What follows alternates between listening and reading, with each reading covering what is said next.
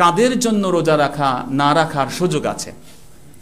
প্রথম হচ্ছে যারা অসুস্থ, আমরা আগের মাসআলা থেকে বুঝে ফেলেছি, যারা অসুস্থ আছেন তারা এটা কাজা করবেন যখন সুস্থ হবেন। ফাইদ্দাতুম মিন আইয়ামিন উখার। আর এমন অসুস্থতা, যেই অসুস্থতা থেকে কোনোভাবেই তিনি সুস্থ হবেন না, এমন বৃদ্ধ যে আর নিশ্চয়তা নাই যে উনি সুস্থ হবেন, তিনি থেকে ফিদিয়া দিবেন। ওয়া আলাল্লাযিনা ইউতিকুনাহু ফিদিয়াতুন তুআমু মিসকিন। এক রোজার বিপরীতে এক ফিতরা পরিমাণ টাকা আপনি গরিব মিসকিনকে দিয়ে দিবেন, যারা যাকাত নিতে পারে তাদেরকে দিয়ে দিবেন। এক ফিতরা একজনকে দেওয়া ভালো, একাধিক ফিতরা একজনকেও দেওয়া যায়, অসুবিধার কিছু নাই। এক ফিতরা কয়েকজনকে ভাগ করেও দেওয়া যায়। অতএব বিষয়টা এমন নয় যে আপনি 60 জন 30 জনকে ভাগ করে দিতে হবে, দিলে ভালো, বেস্ট। যদি আপনি এক ফিতরার টাকা 2 জনকেও দেন, অসুবিধা নেই, আপনি হিসেব রাখবেন, এটা ফ্লেক্সিবল, কোনো অসুবিধার কিছু নেই। মোহতারাম হাজিরিন, দ্বিতীয়ত যারা নাকি মুসাফির আমরা বললাম, তাদের জন্য রোজা না রাখারও সুযোগ আছে। তবে আল্লাহ তাআলা বলেছেন ওয়া আনতাসুমু খায়রুন লাকুম, যদি রোজা রাখো তাহলে ভালো, বেটার। যদি আপনি মনে করেন যে আমি আরামদায়ক সফর আছে, এখন তো আর সফর এত কষ্টের না, চলে যাবেন ইটালিতে, ফ্রান্সে, মাশাআল্লাহ, বাসের টিকেটের থেকে কম দামে টিকিট কেটে ফ্লাইটে চড়ে যাচ্ছেন, আরাম, অসুবিধার তো কিছু নাই, ভালো। আপনি মনে করলেন সফরেও আছি, রোজাটাও রেখে ফেলবো। আল্লাহ বলছেন আনতাসুমু খায়রুন লাকুম, রোজা রাখলে এটা তোমাদের জন্য ভালো।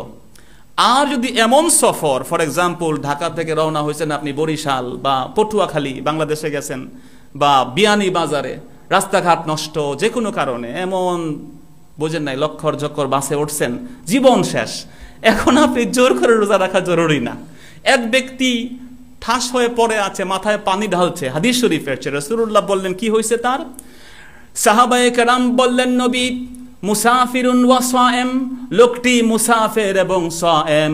নবীজি বললেন আস-সাইম ফিস সাফার কাল মুফতির ফিল হাদার, যে ব্যক্তি সফর অবস্থায় রোজা রাখে ওই ব্যক্তি মুকিম অবস্থায় রোজা ভাঙার মতো। মানে এটা আল্লাহ রাসূল ওয়ার্নিং দিয়েছেন, কিন্তু এই হাদিসটা তো সার্বজনীন নয়। অতএব আপনি চলে গেছেন এখান থেকে লন্ডন, আরাম কেদারায় বসে আছেন, বা ম্যানচেস্টার থেকে ফ্লাইটে চলে যাচ্ছেন, আর বলছেন না রে ভাই, রাসূলুল্লাহ বলছেন সফর অবস্থায় রোজা রাখলে মুকিম অবস্থায় ভাঙার মতো। বিষয়টা তো এমন না, এটা নির্ধারিত একটা সময়, স্পেসিফিক সিচুয়েশনে রাসূলুল্লাহ বলেছেন। এজন্য এটা পরিস্থিতির উপরে ডিপেন্ডস। যদি আপনি দেখেন রোজা রাখতে সফর অবস্থায় খুব কষ্ট হবে, ভেঙে ফেলেন, অসুবিধার কিছু নাই, ইনশাআল্লাহ আপনি কি করতে পারবেন, তখন এটা পরবর্তীতে কাজা করে ফেলবেন। হ্যাঁ, যদি আপনি ঘরে চলে আসছেন সফর শেষে, মনে করেন লন্ডন থেকে আপনি এসে গেছেন 3টার সময়, আপনি রোজা ভাঙার সুযোগ ছিল, ঘরে এসে দেখলেন সবাই রোজাদার, আপনি বললেন দাও খাবার, এখন আমি একটু আরাম করে খাবো, এটা করবেন না। যদি সফর থেকে ফিরে এসেছেন যেই সময়, এমন ক্ষুধা লাগছে, সেটা ভিন্ন কথা, কিন্তু অন্যকে দেখায় আপনি খাবেন না।